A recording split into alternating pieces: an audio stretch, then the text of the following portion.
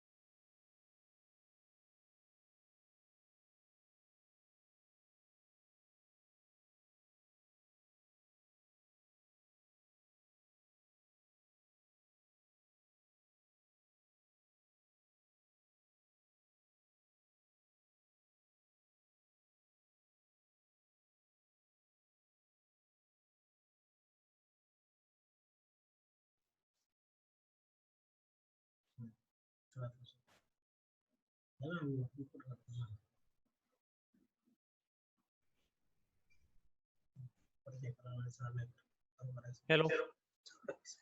हा hello sir. हा, आवाज येतो माझा? हो सर, आवाज येतोय तुमचा, पण तुमचा व्हिडिओ नाही दिसत आहे सर. हा हा असं 2 मिनिट तर मी तुम्ही 2 मिनिट.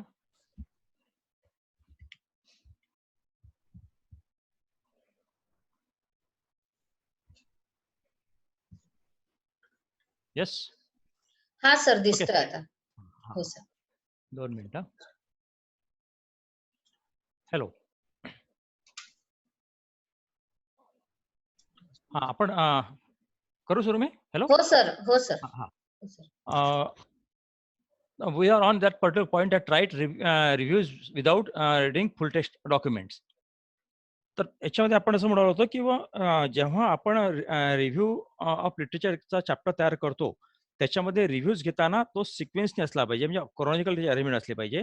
म्हणजे 1960ला सुरू झालेला जो आहे, 1960ला समजा एखादा हे झाला असेल, म्हणजे आर्टिकल असेल, तो पहिले घेणार, मग 70चा 80चा असं करते गेलं पाहिजे. हा एक पार्ट आहे. सेकंड, आपण रिव्ह्यू घ्यायचा म्हणजे रिव्ह्यू ऑफ लिटरेचरचं का कारण असतं, कारण exposes main gap in knowledge and identifies major areas of dispute and uncertainty. म्हणजे आपण रिव्ह्यू यासाठी घेतो की आपण ज्या टॉपिकवर काम करतो आहे त्या टॉपिक संदर्भात काय डेव्हलपमेंट बाकी आहे, म्हणजे कुठे गॅप राहिली आहे.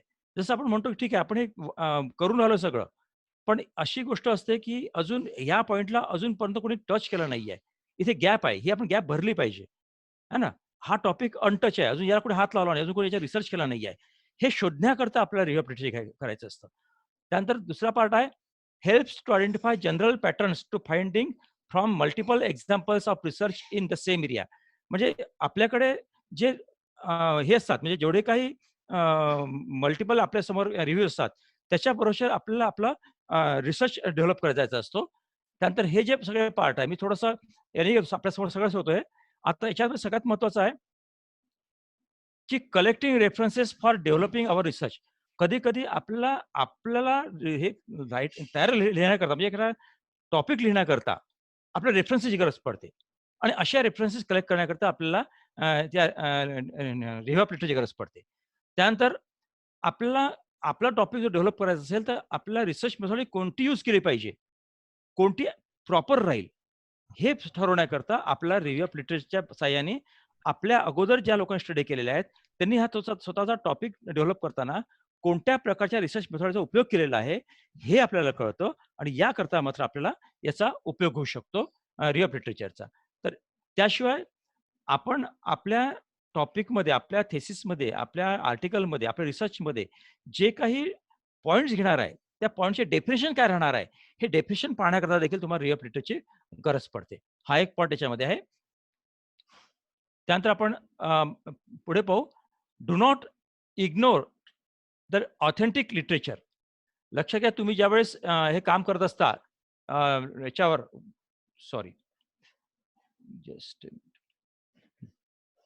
तुम्ही ज्यावेळेस एखाद्या संदर्भात म्हणजे टॉपिकवर रिसर्च करत असता, त्यावेळेस एक लक्षात घ्या, की त्या टॉपिकवरचं एखादं बायबल म्हणजे जे फंडामेंटल बुक्स आहे, फंडामेंटल आर्टिकल आहे. ते फंडामेंटल आर्टिकल हे तुमच्या रिसर्चमध्ये आलंच पाहिजे. असं म्हणजे ऑथेंटिक आर्टिकल आले पाहिजे. आणि सगळ्यात महत्त्वाचं एक आहे, तुमच्या रिसर्चमध्ये 80% हे जर्नल आर्टिकल असले पाहिजे. आणि 20% तुम्ही पुस्तक-बिस्तक काय त्याचा उपयोग करू शकता. याला कारण असं आहे, की रिसर्च करत असताना कधी पण प्रायमरी सोर्सचा उपयोग केला पाहिजे. आणि आपल्याला कल्पना आहे, की रिसर्च आर्टिकल जर्नलमध्ये पब्लिश होणारे आर्टिकल हे प्रायमरी स्वरूपातले असतात. ते प्रायमरी रिसर्च असतो, म्हणून त्याचा उपयोग जास्त केला गेला पाहिजे. बरेच वेळा मी असं पाहिलं आहे, की रेफरन्सेसमध्ये रिसर्चर हा रिसर्च मेथॉडॉलॉजी पुस्तकांचा रेफरन्स देतात. ते चुकीचं आहे. ते ते द्यायला नाही पाहिजे. हा एक सगळ्यात मोठा पार्ट आहे. दुसरं, do not write theoretical research methodology in the thesis. बरेच वेळा काय होतं, की आपण एक पाहतो, की हे लिहित असताना रिसर्च मेथॉड लिहित असताना मेथॉड आपल्या थेसिसची, आपल्या रिसर्चची मेथॉड लिहित असताना, समजा फॉर एक्झाम्पल तुम्ही सर्व्हे मेथड यूज करून आले असाल, तर त्याच्यामध्ये बरेच वेळा असं लक्षात येतं, की रिसर्चर लिहितात सर्व्हे म्हणजे काय, सर्व्हे मेथड म्हणजे काय, त्याचे फायदे काय, तोटे काय, हे सगळे लिहितात. याची लिहायची गरज पडत नाही. हे कृपया त्यात लिहू नका. जेव्हा तुम्हाला तुमचं तुमचं मेथॉडॉलॉजी लिहायची असेल, रिसर्च मेथड लिहायची असेल, त्यात हे लिहू नका. दुसरं, do not select the sample unscientifically. याच्यातला सगळ्यात महत्त्वाचा पार्ट आहे. तुम्ही ही जी आहे, हा जो तुम्हाला हे जे समोर दिसून राहिलं आहे, जे फिगर दिसते, डायग्राम दिसते आहे. ही डायग्राम मी सी.आर. कोठारी यांच्या पुस्तकाच्या फ्रंट पेजवर घेतलेली आहे. लक्षात घ्या, याच्यामध्ये पूर्ण सॅम्पलिंग होऊन गेलेलं आहे. ही डायग्राम तुम्ही पाहिली, तर पूर्ण सॅम्पलिंगची कन्सेप्ट क्लिअर होते. माझा आवाज ऐकू येतोय? हो सर, हॅलो? येतोय. क्लिअर येतोय येतोय सर. ना? Yes yes, yes. सर. हां. तर हा जो पार्ट आहे, म्हणजे तुम्ही जर ह्या सॅम्पलिंगच्या कन्सेप्ट डोक्यात ठेवले, तुमच्या असं लक्षात येईल, की याच्यामध्ये 1, 2, 3, 4 सर्कल्स आहेत. आता सॅम्पलिंग का केली जातं, हे पण लक्षात घेतलं पाहिजे. सॅम्पलमध्ये पॉप्युलेशन आणि सॅम्पल असे 2 प्रकार आहेत. पॉप्युलेशन म्हणजे जसं फॉर एक्झाम्पल तुम्हाला महाराष्ट्रातल्या सर्व कॉलेज लायब्ररीचा सर्व्हे करायचा आहे. तुम्हाला समजा महाराष्ट्रातल्या सर्व कॉलेज लायब्ररी सर्व्हे करायचा आहे. तर कॉलेज लायब्ररी सर्व्हे करायचा असेल, तर टोटल कॉलेज जवळपास 8 ते 10,000 आहेत. येस. आता हे 8 ते 10,000 कॉलेजचा सर्व्हे करणं एकाला शक्य नसतं. म्हणून तुम्ही काय करता, त्याचं सॅम्पल करता. आता सॅम्पलिंग किती घेतलं पाहिजे, काय घेतलं पाहिजे, ती टेक्निक आहे. मी याच्यावर खूप खोलात जात नाही. कारण हा काही सॅम्पलिंगचा पार्ट नाही. मी तुम्हाला सॅम्पल सांगून राहिलो आहे. तो किती पर्सेंट घेतला पाहिजे त्याचं एक टेक्निक आहे. आता प्रश्न असा आहे, की समजा 8,000 कॉलेज असेल, 8,000 कॉलेज म्हणजे तुम्ही शेवटची रिंग, ही शेवटची रिंग दिसून राहिली आहे, म्हणजे 8,000 कॉलेजेस. म्हणजे तुम्हाला त्याला लिहिलं आहे, फ्रेम तयार करा पहिले. म्हणजे पहिले पॉप्युलेशन कोणतं आहे तुमचं? पॉप्युलेशन हे जे आहे तुमचं म्हणजे 18 कॉलेजेस. मग 18 कॉलेजची तुम्ही लिस्ट तयार करा, की हे 18 कॉलेजेस आहेत. त्याला तुम्ही फ्रेम. त्यानंतर तुम्ही काय करा, त्यातून एक सॅम्पल निवडा किंवा आपल्याला सॅम्पल किती निवडायचं आहे? ठीक आहे, आपण 5% घ्यायचं आहे असं गृहीत धरू. तर 8,000च्या 5% तुम्हाला जो घ्यायचा आहे, तेवढे समजा तुम्ही ह्याच्यात घेतले. समजा फॉर एक्झाम्पल तुम्ही त्यातले 500 लायब्ररीज तुम्ही निवडल्यात. मला 500 लायब्ररीज सर्व्हे करायचा आहे. मग तुमचं सॅम्पलिंग फ्रेम म्हणजे 500 लायब्ररीज झाल्यात. म्हणजे 500 लायब्ररी झाल्या म्हणजे तुम्ही 6,000 500 लायब्ररी सोडून दिल्यात. ओके. तो पार्ट गेला. आता तुमच्या समोर फक्त 500 लायब्ररीज आहेत. आता 500 लायब्ररी झाल्यानंतर तुम्ही 500 लायब्ररीजमध्ये तुम्ही क्वेश्चन वाटल्यात आणि तुम्हाला रिस्पॉन्स जो मिळाला आहे ना? तो रिस्पॉन्स तुम्हाला किती मिळालेला आहे? तुम्हाला रिस्पॉन्स जो मिळाला समजा 60-70% रिस्पॉन्स मिळतो. तुम्हाला 70% रिस्पॉन्स मिळाला असेल, तर समजायचं तुमचा सर्व्हे व्यवस्थित आहे. म्हणजे 500 मध्ये 70% म्हणजे जवळपास 350 कॉलेजचा तो रिस्पॉन्स मिळाला आहे. तर हा रिस्पॉन्स झाला. म्हणजे तुम्ही 8,000 लायब्ररीपैकी तुम्ही फक्त 350 लायब्ररी सर्व्हे केलेला आहे. आणि या 350 लायब्ररीच्या भरोश्यावर तुम्हाला 8,000 लायब्ररीचं तुम्हाला तुमचा कन्क्लुजन द्यायचा आहे. तुम्हाला तुमचं त्यात मत मांडायचं आहे. हा जो पार्ट आहे, म्हणजे 8,000 लायब्ररीमधून तुम्हाला 350 लायब्ररीचा तुम्हाला डाटा कलेक्ट केला आणि त्या डाटाच्या बरोबर तुम्हाला तुमचं कन्क्लूजन द्यायचं आहे. तुमचं सजेशन द्यायचं आहे. हा पार्ट आहे. मग सॅम्पल हे निवडताना या प्रकारचं तुम्ही सगळे सायंटिफिक रिव्हिजन तुम्ही केले पाहिजे.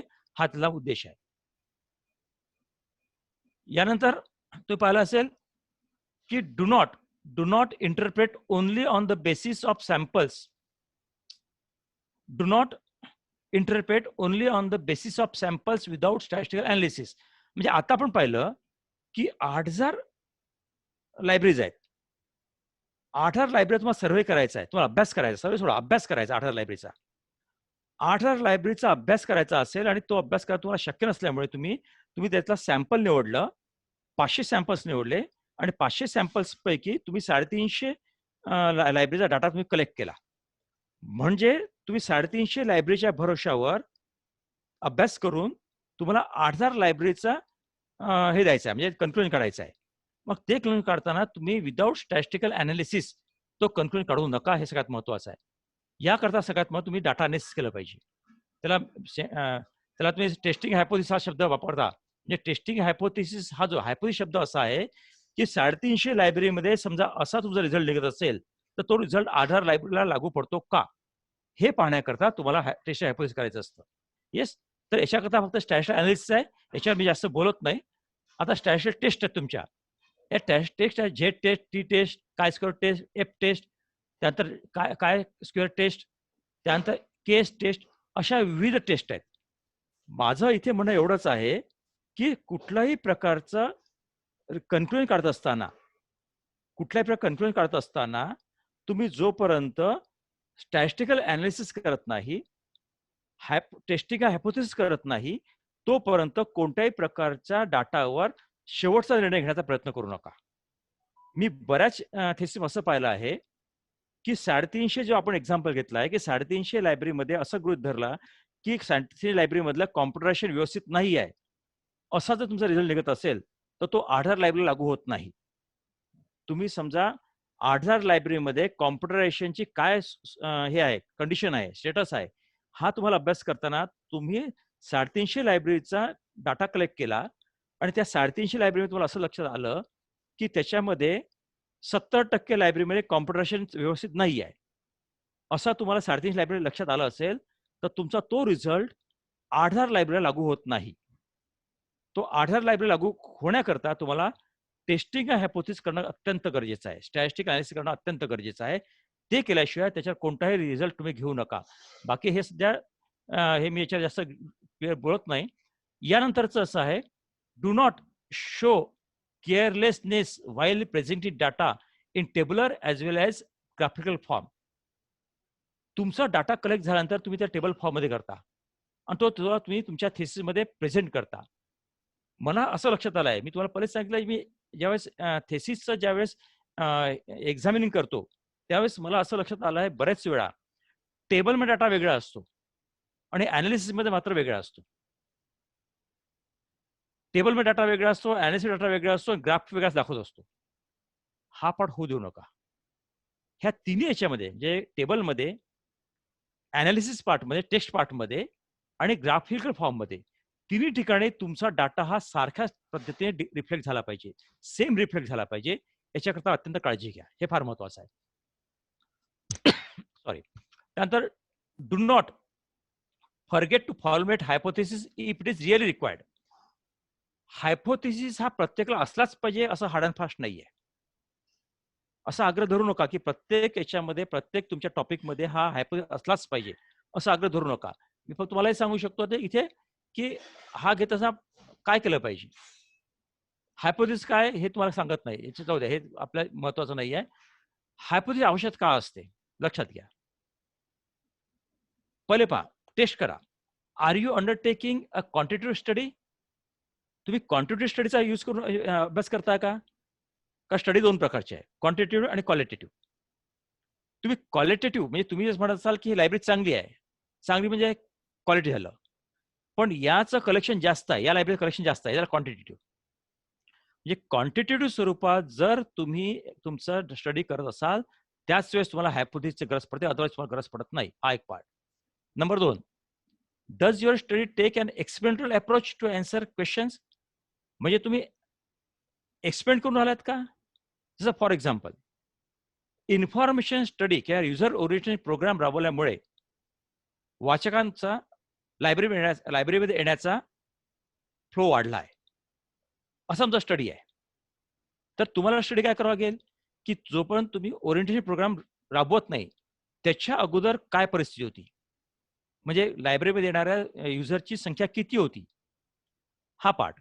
आणि त्यानंतर तुम्ही युजर ओरिएंटेशन प्रोग्राम राबवला आणि तो राबवल्यानंतर तुम्ही नंतर पुन्हा सर्व्हे केला आणि मग तुमच्या लक्षात आलं, की आता याचा युजरची संख्या वाढलेली आहे.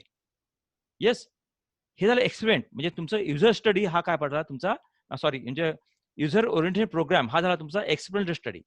अशा प्रकारचा स्टडी असेल तरच तुम्ही हायपोथेसिसचा उपयोग करा, अदरवाईज करू नका. त्यानंतर are you making a prediction about the phenomenon being studied?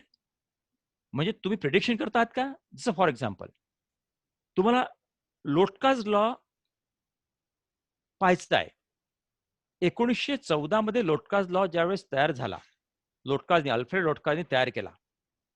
त्यावेळेस त्याचं असं म्हणणं होतं, की आपल्या पूर्ण करिअरमध्ये एक आर्टिकल लिहिणारे 60% लोक, 60% लोक असतात, जे आपल्या करिअरमध्ये फक्त 60च फक्त एकच आर्टिकल लिहितात. आहे ना? जसं फॉर एक्झाम्पल, समजा 100 आर्टिकल असतील, एखाद्या 100 आर्टिकल पब्लिश झाले असतील, तर 100 आर्टिकल 100 ऑथर्स असतील. 100 ऑथरचा त्यांनी स्टडी केला आणि त्या स्टडी केल्यानंतर त्यांनी पाहिलं, की 60% लोकं असे आहेत, त्यांनी त्यांच्या करिअरमध्ये फक्त एकच आर्टिकल पब्लिश केला आहे. ओके. 2 आर्टिकल लिहिणारे लोकं फक्त 20 आहे. 3 लिहिणारे 10 आहेत. असा तो स्टडी आहे. आता प्रश्न असा आहे, की आपल्याला समजा तो लॉ आजच्या काळात सॅटिस्फाय करून पाहायचा असेल, आजच्या काळात लावायचा असेल, तर इथे मात्र तुम्हाला हायपोथेसिसची गरज पडते. गरज पडते. आहे ना? म्हणजे तुम्ही टेस्ट करून राहिले आहेत. तुम्ही ते टेस्ट करणार, तुम्ही प्रिडिक्ट करताय, की नाही बा याच्यामध्ये देखील तोच लॉ सॅटिस्फाय होतो आहे. हे तुम्ही प्रिडिक्ट करताय.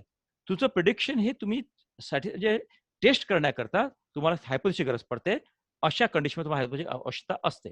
आता आपण हा जर पाहिला, म्हणजे 3 प्रकार आहेत.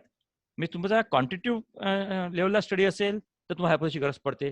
तुमचा एक्सपेरिमेंटल बेसिसचा असेल, तर तुम्हाला हायपोथेसिसची गरज पडते. तुमचं प्रिडिक्शन असेल तुमचं, तर हायपोथेसिसची गरज पडते. जर तुमचं तिन्ही नसेल, तर हायपोथेसिस करण्याच्या भानगडीत पडू नका. हा सगळ्यात महत्त्वाचा प्रश्न आहे. ठीक आहे. आता हे हायपोथेसिस काय, मी याच्यावर काही बोलत नाही, कारण हा प्रश्न असा आहे, हा याच्यातला पार्ट नाही आहे. जो माझा याच्यातला म्हणजे माझ्या लेक्चरचा पार्ट नाही आहे. म्हणून मी तो तुम्हाला घेत नाही. आता याच्यानंतर do not hesitate to cite the work which you have referred during the research work.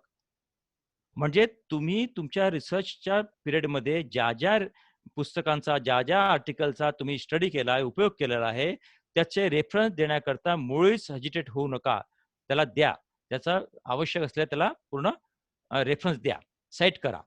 याला कारण असं आहे, तुम्हाला हे माहिती आहे, की साईट करण्याकरता तुम्ही जे साईट करता, त्या साईट करत असताना तुम्ही रेफरन्स आणि सायटिंग तुम्हाला कल्पना आहे. मी याच्यात बोलत नाही. आता मी फक्त थोडं तुम्हाला सांगतो, सायटेशन देत असताना, साईट करत असताना. आता सायटिंग आणि रेफरन्सिंग फरक आहे. रेफरन्स म्हणजे सगळ्यात शेवटी दिले जातात.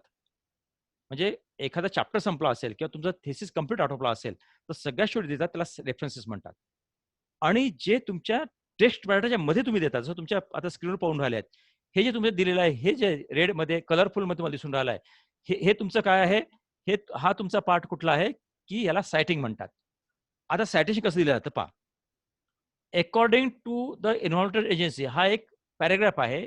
मी हा पॅराग्राफ डाउनलोड केला आणि तो तुमच्यासमोर ठेवलेला आहे आणि सायटेशन कसं दिलं ते मला सांगतोय.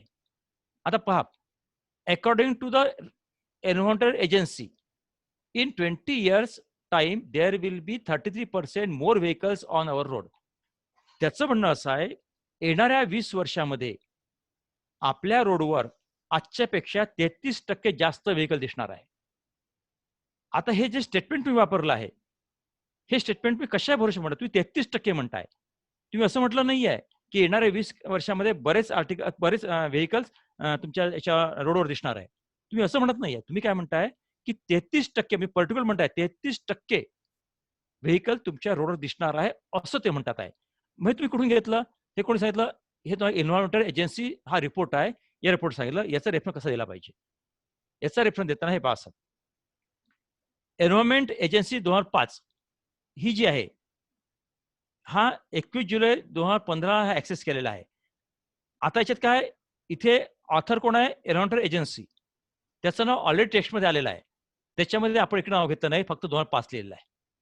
ओके. तुम्ही पुढे जाल, इथे काय म्हटलंय? Traffic is responsible for 22% of UK's carbon dioxide output. आता जो युनायटेड नॅशनमध्ये म्हणजे युनायटेड किंगडम म्हणजे इंग्लंडमध्ये, ब्रिटनमध्ये जो काही पोल्युशन होत आहे, ते कार्बन डायऑक्साइड तयार होतो आहे, त्याच्यामध्ये ट्रॅफिक हे 22% रिस्पॉन्सिबल आहे. आता हे 22% कुठून आणलं? आपण आणलं फोले आणि फर्ग्युसन यांच्या आर्टिकलमधून, जे 2003 ला पब्लिश झालं. म्हणजे लक्षात घ्या, जेव्हा टेक्स्टमध्ये ऑथरचं नाव नसेल, त्यास ते मात्र तुम्ही कुठे घेतलं पाहिजे? तुम्ही घेतलं पाहिजे ब्रॅकेटमध्ये. म्हणजे पहिले surname, comma, year of publication. पहिल्या केसमध्ये एन्व्हायर्नमेंटल एजन्सी हा जो पार्ट आहे, हा टेक्स्टमध्ये आल्यामुळे आपण त्याला आतमध्ये घेतला नाहीये. ओके. यानंतरचं आपण हे पाहू, की इथे म्हटलं Keynes argues that although fuel and vehicle developments have made use. जो काही असेल हे आर्ग्युमेंट आहे. हे आर्ग्युमेंट कोणी केलेलं आहे? हे आर्ग्युमेंट केलेलं आहे केन्सनी. त्याचं हे केन्सचं. केन्सने जे आर्ग्युमेंट केलं आहे, केन्सचे स्टेटमेंट आहे. काय स्टेटमेंट आहे? हे डबल इंटो कॉमा दिलं आहे. Fuel and vehicle developments have made a huge difference to local air quality. Inverted comma दिला, डबल इंटो कॉमा दिला आहे. म्हणजे हे जे वाक्य आहे, हे जसं तसं केन्सनी त्याच्या ह्या आर्टिकलमध्ये टाकलेलं आहे. कुठल्या? गेटिंग सम वेअर ह्या जे आर्टिकल आहे, हा रेफरन्स दिला आहे, त्या आर्टिकलमध्ये घेतला आहे. पण ते आर्टिकल कुठे आहे? ते स्टेटमेंट कुठे आहे? ते आहे पेज नंबर 75 वर. ते आर्टिकल 74.2 पेजचं आहे. ओके. पण त्या 75 नंबरच्या पेजवर त्यांनी हे स्टेटमेंट दिलं आहे, म्हणून त्याला आपण Keynes in bracket 2003 comma P75 दिलेला आहे. अशा प्रकारचे तुम्हाला रेफरन्सेस किंवा सायटेशन मध्ये द्यायचे आहे. ओके. यानंतर प्रश्न असा आहे, की रेफरन्स का दिले पाहिजे? हे आहेत म्हणजे याचे फक्त तुम्ही पाहून घ्या. मी तुम्हाला डिटेल्स सांगत बसत नाही आता, की आपला वेळ कमी आहे, की रेफरन्स का दिले पाहिजे. याच्यात सगळ्यात महत्त्वाचं, की एक लक्षात केलं पाहिजे, की आपण जे आपल्या मांडलेलं आहे, आपल्या रिसर्चमध्ये मांडलं, आपल्या थिसिस मांडला आहे, हे फक्त माझे मतं नाही आहेत. हे मी कोणाच्याकडनं घेतले आहेत आणि माझ्या शब्दात लिहिलेले आहेत. म्हणून तुम्ही त्याला क्रेडिट देऊन राहिले आहेत. हा एक पार्ट. प्लॅगरिझम पार्ट जो आहे, प्लॅगरिझममध्ये तुम्ही वाचले पाहिजे म्हणून तुम्ही रेफरन्स देतात. हे असे कारण आहेत. ते मी डिटेल तुम्हाला सांगत नाहीत. फक्त कधी साईट केलं पाहिजे. When you paraphrase another work. Paraphrase म्हणजे कसं आहे, की तुम्ही समजा XYZ च्या आर्टिकलमधून एक पॅराग्राफ उचलला आणि तो पॅराग्राफ तुम्ही ॲज इट इज तुमच्या थिसिसमध्ये न घेता, तो त्याला तुम्ही तुमच्या शब्दात लिहिला, तर त्याला पॅराफ्रेज म्हणतात. तुम्ही तुमच्या शब्दात जर लिहिलं असेल, तर तुम्ही ते सायटेशन दिलं पाहिजे. हा एक प्रकार आहे. When you summarise another work. तुम्ही 5-6 आर्टिकल्स मधून एक काही समराइज करून राहिले आहेत. म्हणजे त्यांचे सगळे आयडियाज घेतले आणि तुम्ही समराइज करून राहिले आहेत. तुमच्या शब्दात मांडून राहिले आहेत. तर त्याचं देखील तुम्हाला रेफरन्स दिला गेला पाहिजे. When you quote another work. जसं मध्ये आपण केसचं पाहिलं, की तुम्ही एखाद्याचं वाक्य जसं तसं घेऊन राहिले असाल, तर तुम्हाला त्याचा रेफरन्स दिला पाहिजे. When you refer to the ideas or theories of another work. तुम्ही एखाद्या टेक्स्टमध्ये घेतलं नसाल, पण तुम्ही एखादी आयडिया घेतली असाल याच्यामधून, कोणाच्या आर्टिकलमध्ये आयडिया घेतली असाल, तर त्याला मात्र तुम्ही रेफरन्स दिला गेला पाहिजे. No need to reference. आता रेफरन्स द्यायची गरज कधी नाहीये. When you are writing your own observation. तुम्ही स्वतःचं ऑब्झर्वेशन लिहित असाल, तर तुम्हाला रेफरन्स द्यायची गरज नाहीये. म्हणजे तुम्ही अनालिसिस चॅप्टर तुम्ही लिहिता, तो तुमच्या स्वतःच्या शब्दातला असतो. म्हणून त्या ठिकाणी अनालिसिसमध्ये कोणत्याही प्रकारचं सायटेशन रेफरन्स नसलं पाहिजे. When you are writing about your own experience. तुम्ही स्वतःचा अनुभव लिहित असाल, तर तुम्हाला त्याची सायटेशनची गरज पडत नाही.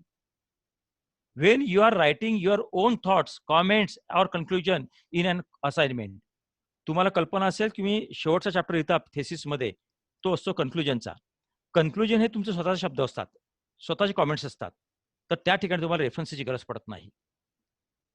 When you are evaluating or offering your own analysis. तुम्ही स्वतःचं अनालिसिस करत असाल, तर मात्र तुम्हाला त्याची गरज पडत नाही. When you are using common knowledge.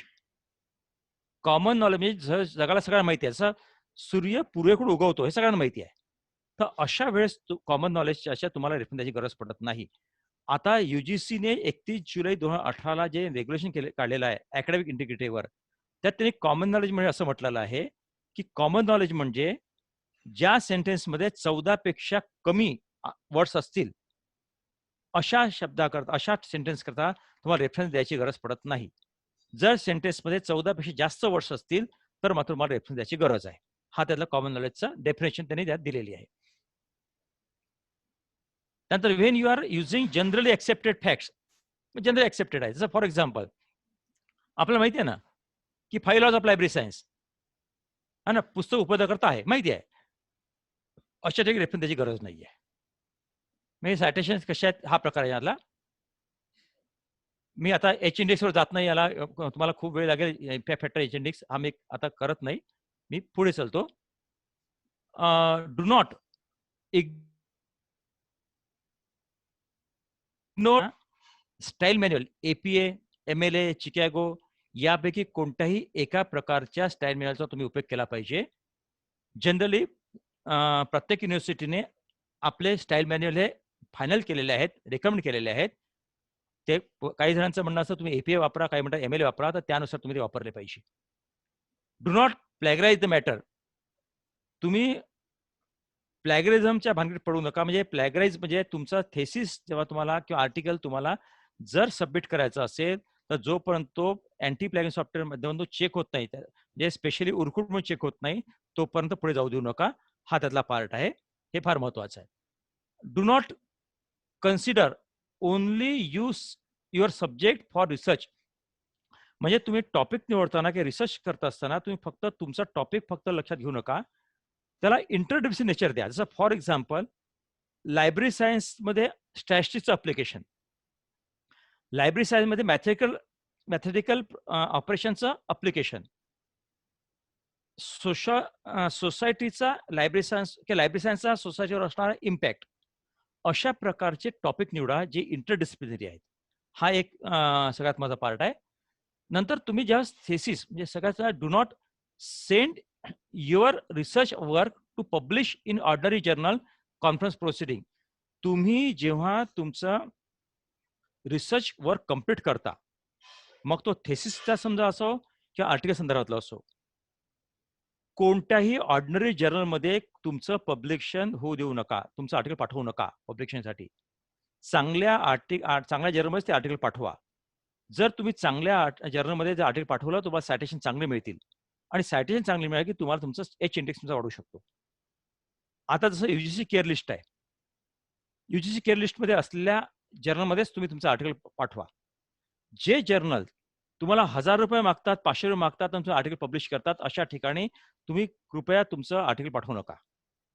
कारण लक्षात घ्या, सॉरी, तुम्हाला ॲनाल्स, डेसिडॉक यासारख्या जर्नलमध्ये ILA बुलेटिन झालं, आयसलिक बुलेटिन झालं, यासारख्या जर्नलमध्ये तुम्हाला जर आर्टिकल पाठवायचं असेल, तर ते आर्टिकल गेल्यानंतर तुम्ही ताबडतोब तुमचं पब्लिश होत नाही. त्याच्याकरता कोणतेही चार्जेस लागत नाही. तुम्हाला तुमचं आर्टिकल पहिले ते चेक केलं जातं, एक्सपर्टकडून चेक केलं जातं. एक्सपर्टकडून चेक करून त्याच्यामध्ये काही तुम्हाला चेंजेस आहेत, चेंजेस सुचवले जातात. तुम्हाला चेंजेस करायला लावतात. तुमचे चेंजेस अप टू मार्क असेल, त्यानुसार असेल तरच तुमचं आर्टिकल पब्लिश होतो. आणि मित्रांनो लक्षात घ्या, ₹1000-500 दिल्यानंतर किंवा पैसे दिल्यानंतर जर तुमचं आर्टिकल पब्लिश होत असेल, तर तुम्हाला तेवढा आनंद होणार नाही. जेव्हा तुमचं आर्टिकल एखाद्या रेप्युटेड जर्नलमध्ये पब्लिश होईल, तो आनंद वेगळा असतो. वर्षातून फक्त एकच आर्टिकल पब्लिश करा, पण रेप्युटेड जर्नल पब्लिश करा, हा त्याचा अर्थ आहे. म्हणून तुम्हाला कल्पना असेल की आता जो UGC रेग्युलेशन जे आलेलं आहे 2018चं, त्याच्यामध्ये त्यांनी जे सॉरी त्यांनी जे म्हटलेलं आहे की 2009च्या अगोदर ज्यांनी PhD केलेलं आहे, त्यांनी त्यांचं थेसिस मधूच्या सहाय्याने, थेसिसच्या जे आधाराने टॉपिकवर तुमचे आर्टिकल कुठे पब्लिश केले पाहिजे त्यांनी क्लिअर केलेला आहे. हा एक पार्ट आहे. त्यानंतर do not enter in research only to develop your personal biodata. आणि सगळ्यात महत्त्वाचं, तुम्ही तुमच्या याच्यामध्ये म्हणजे रिसर्चमध्ये किंवा थेसिस तुम्ही तयार करता किंवा तुमच्या रिसर्चमध्ये येता, त्यावेळेस फक्त तुमचा बायोडाटा वाढवण्याकरता येऊ नका. कारण मित्र, बायोडाटा हा फक्त तेवढ्यापुरती असतो. कारण बायोडाटा दिला तर 100 पेक्षा जास्त आर्टिकल अनेक इंटरनॅशनल, नॅशनल जर्नलमध्ये आर्टिकल पब्लिश झालेले आहेत असं म्हणतो. खूप त्यांचे स्टुडंट निघालेले आहेत असं म्हणतो. पण मित्र लक्षात घ्या, आपल्या खूप जे जर्नल्स खूप आर्टिकल पब्लिश झाले आहेत, ते खूप आर्टिकल किती लोक रेफर करतात आहे, त्याचं रेप्युटेशन काय आहे याचा आपण विचार केला पाहिजे. माझे खूप स्टुडंट्स आज माझे पीएचडी झालेले आहेत आणि ते आज अनेक ठिकाणी वर्क करतात आहे. पण ते कशाप्रकारे वर्क करतात आहे, त्यांची क्वालिटी काय आहे, त्यांची रिसर्चची क्वालिटी काय आहे, तुम्ही केलेल्या रिसर्चचा किती प्रभाव सोशॉलॉजीवर पडतो, सोसायटीवर पडतो आहे, त्याचा उपयोग तुमच्या प्रोफेशनकडे किती होतो आहे याचा विचार करा. याच्यामुळे हे तुम्ही निवडत असताना व्हॉट नॉट टू रिसर्च हा मी म्हणतोय, तर तुम्ही काय केलं पाहिजे हे सगळे पॉईंट्स मी आपल्यासमोर मांडलेले आहेत. तर याच्यामध्ये मग ते इन्स्ट्रक्शन बाकी जाऊ दे हे तर हे नाही. आणि मला आपल्या लोकांनी म्हणजे ऑर्गनायझरने मला या ठिकाणी जो चान्स दिला या ठिकाणी बोलण्याचा, हे माझा विषय मांडण्याचा, मी स्पेशली डॉक्टर जगदीश कुलकर्णी यांचं स्पेशली आभार मानतो. त्यांनी मला माझे विचार, कारण हे तुम्हाला कल्पना आहे की हे जे मी लिहिलं आहे हे कुठे पुस्तकात नाही आहे. हे माझे स्वतःचे अनुभव आहेत आणि हे अनुभव मी आपल्यासमोर मांडलेले आहेत. हा अनुभव मांडण्याचा मला डॉक्टर जगदीश कुलकर्णी यांनी मला जो इथे चान्स दिला, त्याबद्दल मी त्यांचे इथे आभार मानतो. मी प्रीतम मॅडमचे आभार मानतो, ज्यांनी हे सगळं कंडक्ट करून राहिले आहेत. याशिवाय आणखी एक मॅडम, मला त्यांचं नाव मला म्हणता मगाशी बोलल्यात, शुगर तर आहे. त्यांनी येस, त्यांचं मी आभार मानतो. आणि सगळ्यात महत्त्वाचं, आपण लोक सर्व इथे, मला हा सगळ्यात चांगला फोरम वाटला की कुलकर्णी सरांनी इथे फार मोठं श्रेय देतं की सगळ्या रिसर्च मध्ये काम करणाऱ्या लोकांना एकत्र आणलंय. त्यांनी फक्त रिसर्च करून राहिले असं नाही, जसं रिसर्च कम्प्लीट झालाय, जे गाईड आहेत त्यांना देखील फॉर्म मांडलेला आहे. आणि या ठिकाणी या पद्धतीने त्यांनी हे मांडलं आहे, खूप छान आयडिया मला पटली आहे. आपण लोकांनी माझं हे सगळं बोलणं, माझं स्पीच आपलं शांतपणे ऐकून घेतलं, त्याबद्दल मी आपला सगळं आभार मानतो आणि माझे 2 शब्द संपवतो. Thank you. Thank you. Kulkarni sir, Kulkarni sir, Yes. शेवटची 8 मिनिटं राहिलेत, तर आता आपण काय करणार आहे, म्हणजे आज पुढे काय अजेंडा असेल आपल्याला पुन्हा एक मीटिंग घ्यावी लागेल जर आपल्याला क्वेश्चन आन्सर सेशन करावं लागलं तर. काम करू, एका मिनिटामध्ये आभार प्रदर्शन घेऊ आपण, वोट ऑफ हा. थँक्स, आणि नंतर मग पाहूयात, जशी गरज पडेल तसंही सरांना वेळ असेल तर आपण कंटिन्यू करू, नाहीतर मग 2-3 प्रश्न घेऊन आपण थांबू. ठीक ओके. आहे. सर, खर्डे सर, माझी एक रिक्वेस्ट आहे, तुम्ही हा. तुमचं स्क्रीन शेअर स्टॉप करा, येस येस येस म्हणजे मग व्यवस्थित विद्यार्थ्यांना okay. दिसाल, येस येस. म्हणजे ज्यांना तुम्हाला इंटरॅक्ट करायचंय ते व्यवस्थित तुम्हाला पाहू शकतील. Yes yes. So I request mister Rahul Barate, please give vote of thanks. Me unmute करते सरांना.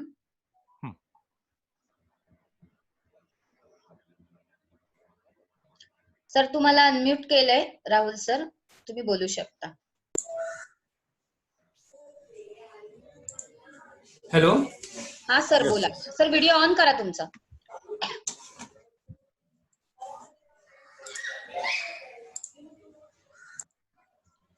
येस सर, बोला सर. हॅलो. बोला सर. आजचं जे Swami Ramanand Teerth Marathwada university LIS PhD research forum यांच्या संयुक्त विद्यमाने आज आपलं 4थं सेशन होतं. त्याचे प्रमुख वक्ते होते doctor Mohan Khardekar, director knowledge resource centre, संत गाडगेबाबा अमरावती युनिव्हर्सिटी. तर त्यांनी जो टॉपिक घेतला तो अत्यंत नाविन्यपूर्ण होता, what not do in research. Firstly, they mention regarding the research, repetition and searching. This is the most interesting part. Basically, we know about the so many things, but repetition, everyone do all these things in research. But if you select the topic, that time we cannot be find the repetitions. We see the only literature on all these things. But basically, sir, given so many tips related तुम्ही काय करायचं आणि काय करायचं नाही, त्यांनी selection of topic, Y you select the topic, तुमचे weak point, strong point काय आहेत, तुमचे डेव्हलपमेंट कशा करू शकता, सोर्स ऑफ सिलेक्शन टॉपिक्स मध्ये त्यांनी journal, thesis, article, online research database याच्यावर त्यांनी सांगितलं. आणि सगळ्यात महत्वाचं जे सरांनी सांगितले, जे सायटेशन, तुमचे रेफरन्सेस तुम्ही कसे मेन्शन करायचे, आणि त्यानंतर तुमचं रिडिंग का इम्पॉर्टंट आहे. म्हणजे आपण रिसर्च करतो, आपल्याला बरीचशी पुस्तकं माहीत, आपण ग्रंथालय माहिती शास्त्रामध्ये काम करतो, आपण ग्रंथालयाच्या सानिध्यात राहतो, आपल्याकडे बरेचशी रिसर्चची पुस्तकं असतात, पण आपण ते वाचण्याचं घेत नाही. आपण रिसर्च करायचं म्हटल्यानंतर, तर मी खर्डेकर सरांचे ह्यासाठी आभार मानतो की तुम्ही इतकं नाविन्यपूर्ण सांगितलं की जे कुठल्याही पुस्तकामध्ये वाचण्यास मिळत नाही आणि त्याच्यातनं ज्ञानामध्ये प्रचंड भर पडली. तर या ठिकाणी मी प्रथमतः तुमचे आभार मानतो. त्यानंतर स्वामी रामातीर्थ मराठवाडा विद्यापीठाच्या नॉलेज रिसर्च सेंटरचे प्रमुख डॉक्टर जगदीश कुलकर्णी सर, या मराठवाडा स्वामी रामातीर्थ मराठवाडा विद्यापीठ अंतर्गत येणारे बरेचसे गाईड ज्याच्यातली मला नावं माहिती आहेत, doctor V V Giri sir, BOH chairman doctor Kolambikar sir, Sontakke sir, आणि काल ज्यांचं सेशन झालं ज्या इंटरडिसिप्लिनरी फॅकल्टीच्या डीन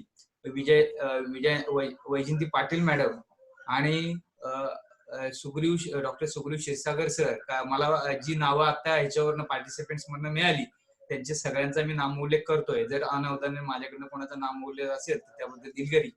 आणि ह्यामध्ये सगळ्यात मोठं आभार मानण्याचं काम म्हणजे यामध्ये पार्टिसिपंट सातत्यपूर्ण उत्साह दाखवत आहेत. दिवसेंदिवस पार्टिसिपेंट वाढतच चाललेले आहेत. त्यामुळं मी परत एकदा जगदीश कुलकर्णी सर, प्रीतम मरब मॅडम, त्यानंतर दुर्गा मॅडम आणि या सगळ्यावर काम करणारी सगळी मंडळींचे मी एकदा आभार मानतो आणि मी थांबतो. हॅलो. चालेल. आपण thank you sir. Thank you. Session is open for discussion. You can ask questions. ज्यांना क्वेरी असतील त्यांनी रेज हँड करा किंवा काही क्वेश्चन असतील हॅलो हॅलो हॅलो हा सर. हॅलो. हा मला एक खडेकर सर मला एक क्वेश्चन विचारायचा होता. हॅलो. बोला सर. येस बोला बोला. सर मला एक विचारायचं होतं तुम्हाला, आपण जेव्हा टॉपिक सिलेक्शन करतो त्या सिलेक्ट केल्यानंतर तुम्ही जसं सांगितलं की आपण त्याचं पायलट स्टडी केला पाहिजे. तर पायलट स्टडी करताना आपण सॅम्पलिंग साठी काय वापरलं पाहिजे? आता माझा विषय आहे की role of public libraries modern rural society western Maharashtra. तर त्याच्यामध्ये पायलट स्टडी करत असताना आपण मग त्याचं काही हे सॅम्पलिंग ठरवून घेतलं पाहिजे. हॅलो. हा सर. हा सर. सरांना अनम्यूट करा. सर म्यूट आहे. Sir sir sir sir sir sir सरांचा आवाज येत नाहीये. हा सर एक मिनिट.